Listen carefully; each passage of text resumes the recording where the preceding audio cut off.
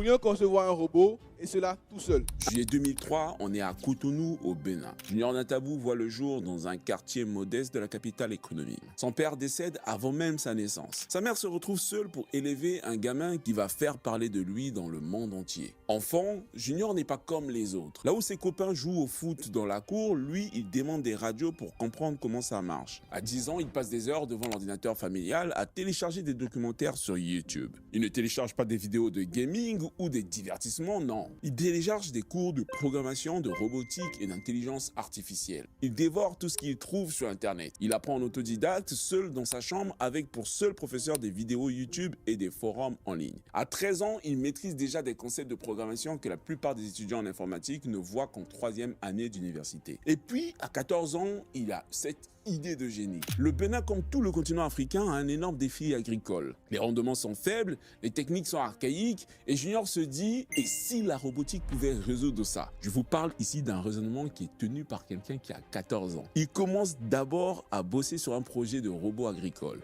Pas un petit jouet, non. Il va faire un vrai robot capable d'optimiser les cultures, d'analyser les sols, de révolutionner l'agriculture béninoise. Le projet est si innovant qu'il attire l'attention du Google Science Fair, une compétition internationale où s'affrontent les plus gros cerveaux de la planète. Junior, à 14 ans, gamin de Cotonou, se retrouve sélectionné aux côtés d'adolescents de Stanford, du MIT, du Cambridge. Vous imaginez, à 14 ans, pendant que vous stressiez pour votre brevet, lui, il était en train d'impressionner Google. L'histoire remonte jusqu'aux oreilles du président de la République. Et le président en personne veut rencontrer ce prodige. Junior se retrouve convoqué au palais présidentiel. Le chef de l'État, scotché par le potentiel de ce gamin, lui facilite un voyage au Rwanda par faire sa formation en robotique. À 15 ans, Junior reçoit une autre consécration. Il va aller jusqu'à monter sur la scène d'un TEDx, conférence où interviennent les plus grands innovateurs de la planète. Sur scène, Junior partage sa vision. Il apporte un message fort qui va donner la chair de poule à toute la salle. Il dit que l'âge n'est qu'un chiffre. Et c'est un message puissant et qui donne espoir sur la nouvelle génération africaine. Il montre que à n'importe quel âge, on peut transformer l'Afrique. Il parle avec la passion d'un Steve Jobs,